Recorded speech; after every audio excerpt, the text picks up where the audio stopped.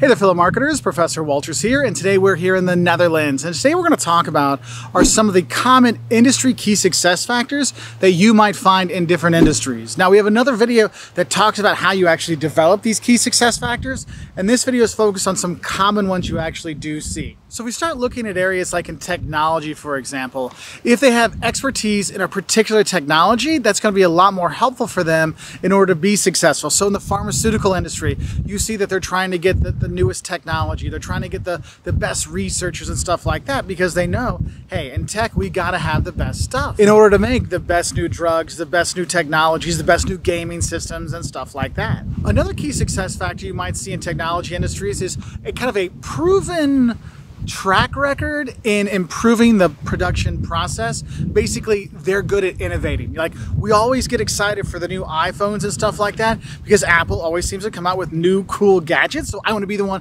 to get that new iPhone or new first iPad or whatever, because it's kind of a cool thing. And so we kind of look at that as another kind of key success factor you might see. And sometimes those are actually focused in the production process. So if you think back, Toyota with their just-in-time inventory system, that really did give them a really great advantage over their competition because they invented a new production process that actually eliminated a lot of waste, which is really cool and helped them kind of stay ahead of the crowd. Because remember, when you're looking at key success factors, there's usually, 5 or 6 in an industry, but we need to focus just on 1 or 2 because it gets too expensive. And so Toyota really focused on that process innovation kind of stuff that really helped them kind of take off in the 80s and 90s. And the thing is, sometimes in manufacturing industries, you might see that the ability to have scale economies or getting those learning curve effects, remember your Econ 101, 102 class? Yes, those things really do take effect because it's really hard for me to go into the car industry because, man, it's hard to compete against Ford or Toyota and all these kind of things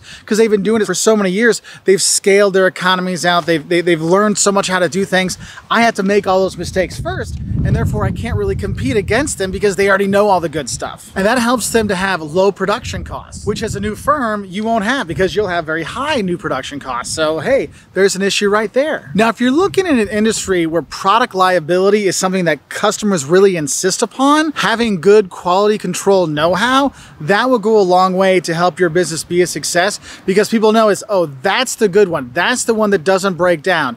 Remember the old saying, you never get fired for buying IBM? This is the kind of thing we're looking at. Now, if you're in a really kind of capital intense industry like the steel industry, having high utilization of fixed assets, that's going to be really important for a key success factor in that industry because, hey, look, to have these forges and to have all this steel manufacturing stuff costs a lot of money to have all those assets. And we got to make sure we're using all of it when we can and utilizing every little bit of it in order to help us succeed. Now, going along with that, if we're looking at in terms of labor, in terms of manufacturing, well, access to skilled labor is going to be important, or access to cheap labor. That also could be a key success factor depending where you're going to go. So clothing manufacturing, it's about the cheap labor, right? We need to have that because it's very, very manual intense, but we don't make a lot of money off a t-shirt. Whereas if it's more of a skilled labor thing, we're going to want more access to skilled labor. So that's going to have an effect. And then another one for manufacturing is if your company can do low cost design and maintenance, that's going to have a big effect on you because, hey,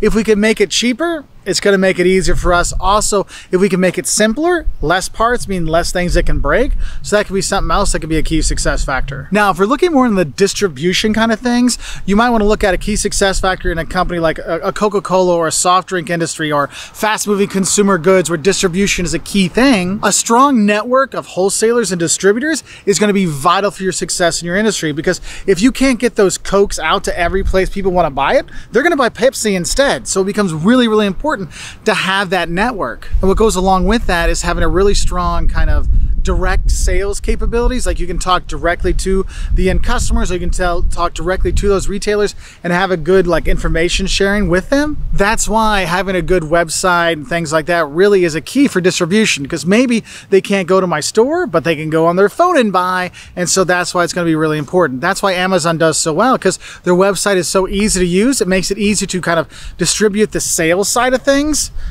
Because you just go online, it's right there. And then of course, if you're looking at distribution, you gotta be where the customers are. And one of the things have you ever had it where that Snickers bar is just staring at you when you're at the checkout line going, Mark, eat me, eat me.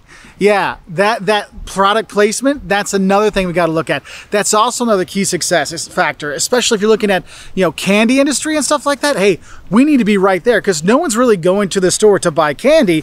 They get talked into buying candy because they're staring at it as it says, eat me.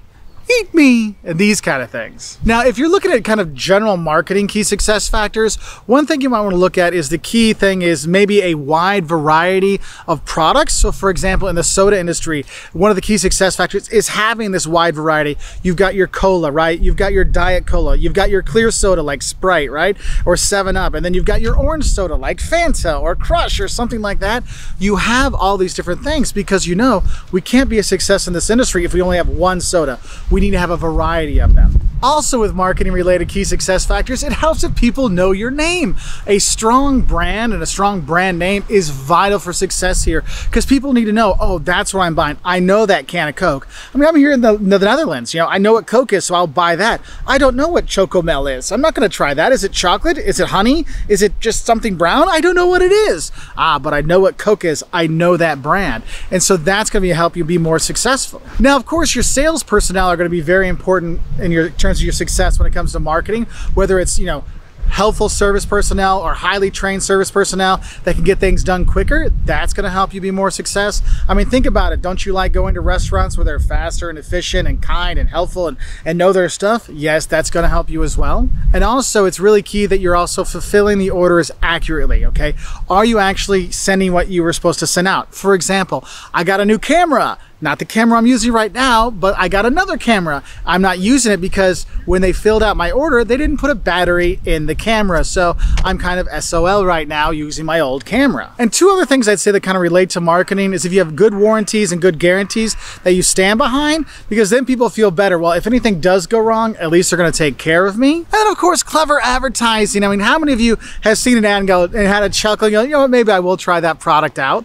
These kind of things. Now, if we move towards more like skills and capabilities in terms of key success factors, you might look at a talented workforce. I mean, if I want to have the best accounting services in the country, I need to hire the best accounting students, right? So I'll go and make sure I'm hiring them. If I want to have the best basketball team, I got to make sure I'm going out and getting the best basketball players, right? So my management team is going to be important. My HR team, my team development kind of people, they're all going to be important in order for us to keep being a success. And with those people, you might be looking at design expertise. I mean, think about it. If you're a design house or a clothing house, you need the best designers, right? They come up with cool ideas and cool new products and shirts and outfits. Yeah, if you can have that better designer that designs better stuff, it's more likely you're going to be a success. And then there's some general key success factors that pop up in a lot of different industries. One, if you can be the overall cost leader, that is going to help you out. There's a reason why Walmart and Aldi are successful all around the world, because they found a way to keep costs down. Another one you might want to look at, especially in retail,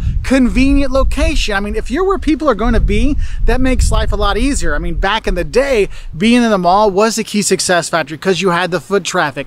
Nowadays, convenient location, the mall isn't convenient anymore. You'll see those Walgreens and CVS's and those corner pharmacies, they're going wherever people are living, and they're taking that one main intersection and they're building there because that's the convenient location. That's why you'll pay more money for getting milk at Walgreens, because it's right there versus driving 30-40 minutes to go to the big box store, the big grocery store. And of course, you also have to look at a balance sheet. If the company is run well and they have a strong balance sheet where the money is in the bank, that's always a thing that can be successful, especially if you're having a kind of a very cyclical industry like steel or housing or something like that, because you have the boom times and the bust times, and just to survive those bust times, we got to have a good balance sheet to get by. Now, there's a ton of other basic key success factors out there. I just wanted to give you some basic ones you might see to give you some ideas to kind of think about in your industry. So if you want to remember, if you want to learn how to actually make these key success factors, go check out our other video that talks about how to develop key success factors. It's actually from here in the Netherlands as well. So I'll talk to you later. Bye from the Netherlands.